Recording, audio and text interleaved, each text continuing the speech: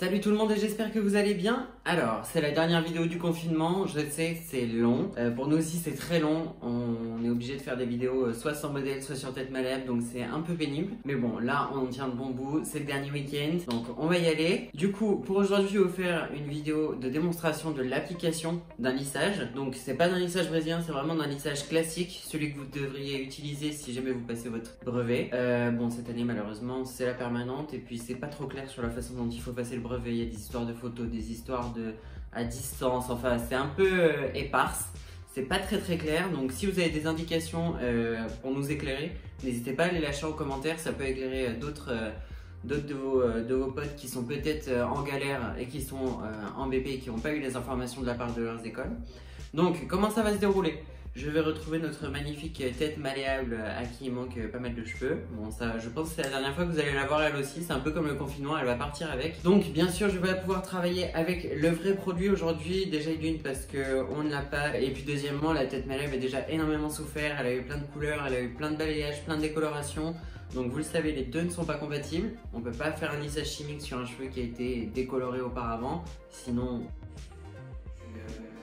Donc du coup pour aujourd'hui je vais simplement utiliser un conditionneur. L'idée c'est vraiment de vous entraîner pour voir comment on applique.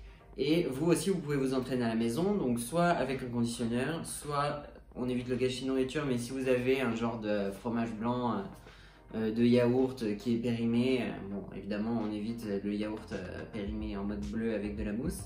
Mais voilà, sachez que dès que vous avez une texture un peu crème, un truc que vous ne vous servez absolument pas, franchement vous pouvez y aller, vous pouvez même aller vous acheter un conditionneur à 2 balles au supermarché et ça fera amplement l'affaire, tout du moins pour l'entraînement. Bien sûr, ce sera important de vous trouver une vraie modèle sur qui vous entraînez régulièrement, donc plusieurs modèles si possible, avec plusieurs types de cheveux pour que vous puissiez voir un peu comment ressort le lissage et pour avoir un contrôle parfait le jour de l'examen. Donc comme toujours je vais vous présenter comment j'organise un peu mon plan de travail, les produits qui vont être nécessaires sur l'instant T pour travailler correctement, efficacement et vous éviter de perdre du temps. Donc on va avoir les 4 pinces pour faire les 4 sections de la tête, donc c'est-à-dire section oreille à oreille, puis milieu. Évidemment une paire de gants, bon une paire de gants pour l'application mais il va falloir certainement changer sauf si vous avez des gants noirs réutilisables. Bon là aujourd'hui je vais utiliser l'après-shampoing Head & Shoulders en guise de lissage. Du coup on a besoin d'un peigne-queue, d'un peigne à dents large, d'un pinceau pour l'application. Si jamais, moi j'aime bien travailler aussi avec une palette, tout simplement parce que ça permet au produit d'être réparti plus homogènement et de garder un vrai lissage de la mèche au moment de l'application. Donc évidemment un bol pour pouvoir mettre son produit. Et alors, du coup moi dans la nuque, pour vraiment protéger la peau de ma cliente, ce que je fais, c'est que j'applique une crème. Bon, évidemment, là, j'ai de la Nivea crème parce que je n'ai pas de crème contour aujourd'hui. Mais vous allez utiliser évidemment une crème professionnelle pour la coloration. Que vous appliquez le long de son cou et même le long du contour, sur les oreilles, au niveau de la zone frontale. Et en fait, ça va vous permettre de coller ce genre de choses. Donc, ce qu'on appelle des sweet mesh ou même les quick mesh, ça marche. Et en fait, c'est beaucoup plus propre et beaucoup plus joli au niveau du rendu que de mettre du film cellophane qui va se plier dans tous les sens et ça fait un peu ginette, quoi. Ok, j'ai donc préparé mes 4 sections. Donc évidemment le jour de l'examen il va falloir réaliser un shampoing pré-lissage. Donc on va faire ce que je vous ai montré tout à l'heure, enfin ce que je vous ai plutôt expliqué tout à l'heure, c'est-à-dire que je vais venir mettre un petit peu de crème sur le cou de ma cliente. Ça en fait ça va permettre Sweet Mesh d'adhérer à la peau. On va donc venir appliquer hop nos Sweet Mesh, tac. Pour ce qui va être de la quantité de produits à utiliser, je vous suggère vraiment de vous entraîner au préalable. L'idée, c'est de ne pas avoir à dévisser, revisser, dévisser, revisser à chaque fois votre tube. Donc, c'est vraiment important de connaître la quantité qui va être nécessaire au moment de l'examen parce que les examinateurs vont faire attention à ça, voir votre gestion du produit, s'il n'y a pas un gâchis énorme si vous n'avez pas trop mis de produit dans votre bol ou si à l'inverse, vous n'êtes pas toutes les 3 secondes à remplir votre bol. Donc, on va partir sur une dose comme celle-ci pour au moins la moitié de tête. Pour ceux qui travaillent avec Extenso, c'est vraiment important de bien gérer vos temps de pause et de bien gérer votre quantité de produit parce que c'est un produit qu'il faut appliquer très vite. Vous avez 10 minutes avec un temps de pause super court. Donc, en gros, vous allez devoir d'abord appliquer l'arrière, puis le rincer, le fixer, puis passer devant, le rincer, le fixer, enfin c'est vraiment le bordel. Donc vraiment gérez bien votre dose de produit. Donc pour ce qui va être de l'application, des sections. Pour commencer, on prend des sections assez fines. On prend notre mèche et on vient appliquer le produit à 1/2 mm, à 1/2 cm, pardon, de la racine. Et ensuite, on va venir l'étirer sur les longueurs.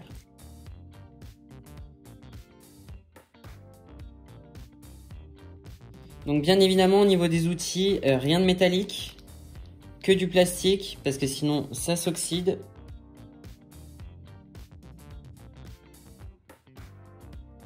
Et en plus avec la palette c'est plus précis, je trouve qu'on peut aller plus près de la racine sans la toucher, pardon.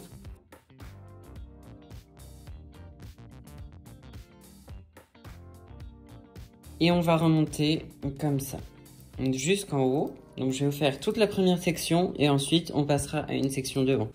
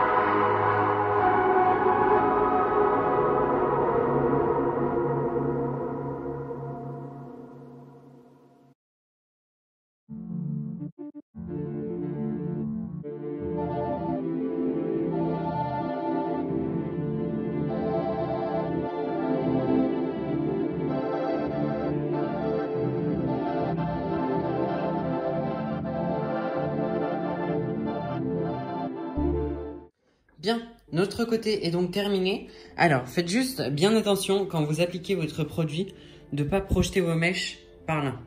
Sinon, vous allez créer un faux pli, puisque le cheveu va vraiment prendre le pli que vous allez donner avec le lissage. Ce sera très important de faire attention, surtout au moment de la fixation, puisque c'est là que vous allez fixer le mouvement que vous aurez donné. Donc vraiment, faites très attention de ne pas trop projeter, sinon vous allez vous retrouver avec une ligne épi, avec vraiment les mouvements qui se séparent sur les côtés, et ça risque de vraiment vous coûter des points. Alors, maintenant, on va donc venir travailler le côté. En temps normal, bien sûr, vous commencez d'abord par terminer l'autre partie derrière, la deuxième, pour ensuite passer à l'avant. Donc, je vais venir vous montrer comment placer les papiers autour du visage. Là, ça va être intéressant de prendre un petit ciseau juste pour découper le sweet mesh, parce qu'en fait, au moment où vous allez arriver sur la tempe, pour vous éviter d'avoir à rabattre cette mèche sur le côté et du coup donner un mouvement qui part vers l'arrière, en fait, on vient juste glisser un sweet mesh sur la tempe pour que ça puisse se replaquer dans le tombant naturel. Mais ça, je vais vous le montrer tout de suite.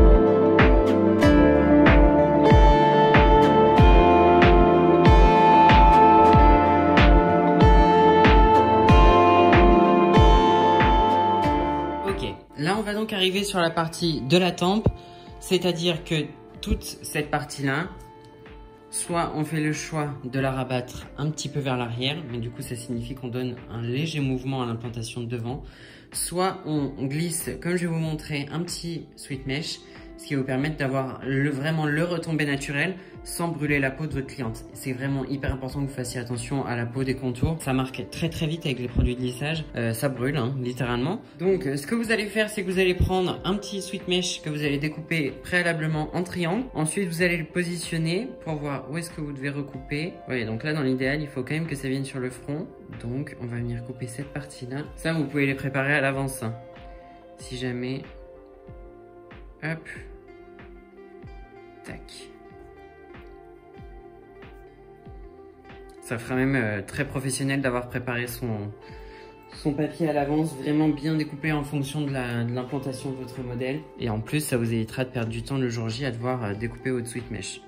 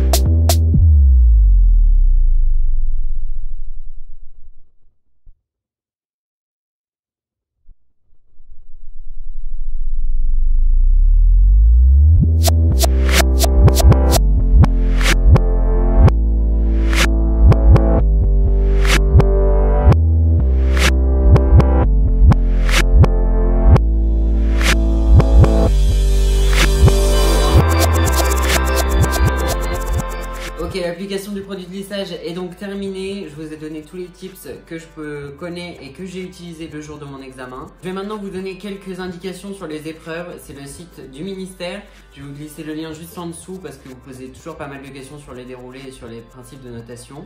Donc comme ça, vous pouvez les retrouver directement. Donc à savoir que toutes ces consignes sont valables pour les brevets professionnels. Alors les brevets professionnels qui, à l'avenir, je ne sais pas s'ils continueront puisqu'apparemment il va y avoir la sortie et c'est même déjà sorti d'un bac professionnel. Donc on passera plus par l'épreuve du CAP et du BP, on passerait directement en bac pro qui regrouperait les deux et qui permettrait d'avoir une formation en 3 ans. Donc je vais vous lire ce qui est écrit sur le site globalement pour vous donner quelques indications. Donc l'évaluation va porter sur la pertinence des choix technologiques et du protocole pour le résultat attendu. Donc c'est-à-dire que ils vont juger quel type de produit vous allez utiliser par rapport au résultat que vous souhaitez. Si vous voulez un lissage très fort, très doux, si vous voulez garder de l'ondulation, moins d'ondulation, tout ça, ça va vraiment être notifié. Donc il faut vraiment faire attention aux produits que vous allez choisir, à la force de produits que vous allez choisir. S'ensuit ensuite l'organisation du poste et le respect de l'environnement de travail, la maîtrise des règles d'ergonomie, d'hygiène et de sécurité, l'attitude face au modèle. Donc voilà, là c'est par rapport à ce que je vous ai montré tout à l'heure, il faut vraiment vous organiser sur votre poste de travail pour avoir tous les produits à disposition. Sachez encore une fois que vous devez sortir tous les produits nécessaires à l'épreuve. Ensuite, on va vous demander d'écarter votre sac au fond d'une salle, donc vous n'y aurez plus accès. Donc il faut vraiment que vous fassiez une liste, vous la partagez sur Instagram si vous voulez, où vous avez tout ce dont vous avez besoin, comme ça vous le sortez au préalable. Bien sûr, on a toujours une bonne posture. Et on n'oublie pas d'aseptiser ces outils avant d'utiliser. Là, moi, je ne l'ai pas fait aujourd'hui, ce n'est pas bien. Mais vraiment, même si c'est l'application d'un lissage, il faut aseptiser absolument vos outils. Donc, la maîtrise des techniques et des méthodes mises en œuvre. Donc, évidemment, là, ça va être toute l'application, tout ce qui va être global. Donc, votre qualité d'application, la qualité du résultat, vos compétences dans la rapidité, votre maniabilité, votre facilité à travailler sur votre modèle. S'ensuit ensuite la conformité de la réalisation au projet, c'est-à-dire qu'avant l'examen, vous allez devoir remettre un document avec le produit que vous allez utiliser, la forme que vous souhaitez, la forme que vous avez avant et la forme que vous souhaitez avoir, et ils vont juger en fonction du résultat que vous avez par rapport à ce que vous avez souhaité comme résultat. Donc ça paraît évident, c'est un peu comme quand une cliente arrive en salon, si elle vous demande de juste la détendre un petit peu et qu'elle se retrouverait de baguette, elle ne va pas être contente. Voilà, l'idée c'est de juger là-dessus, juger votre attitude à adapter votre produit technique, vos connaissances techniques pour obtenir le résultat souhaité. Et ensuite, la mise en valeur et la qualité du résultat. Donc là, ça va être au moment du coiffage. Vraiment, renseignez-vous même auprès de l'académie parce que des fois, les profs vous disent quelque chose et au final, vous allez peut-être être en examen avec des personnes d'autres écoles qui vont travailler différemment que vous parce qu'ils n'ont pas eu la même information. Il faut vraiment vous renseigner au cœur du sujet, sur ceux qui savent tout. Donc, n'hésitez pas à contacter votre académie pour savoir l'exact déroulé et comment sont vérifiées les épreuves. N'hésitez pas également à vous rapprocher de votre boss qui connaît certainement des personnes qui sont jurées lors de l'examen et ils pourront eux vous donner des indications puisqu'ils connaissent les grilles et du coup sur quoi vous allez être jugé, ce qui est autorisé et ce qui ne l'est pas. Voilà, donc encore une fois, soyez méthodique pour ce qui est de l'application zen. Plus vous serez méthodique, préparé, plus vous serez zen le jour de l'examen et mieux ça va se passer. Vraiment, ne paniquez pas. Entraînez-vous au maximum, même si je sais que les lissages c'est plus quelque chose qui se fait vraiment en salon, donc les modèles sont toujours un peu réticents à lisser leurs cheveux, mais n'hésitez pas à vous entraîner sur un cheveu bouclé humain avec un conditionneur, juste pour voir l'application. Vraiment c'est important de pratiquer cette application.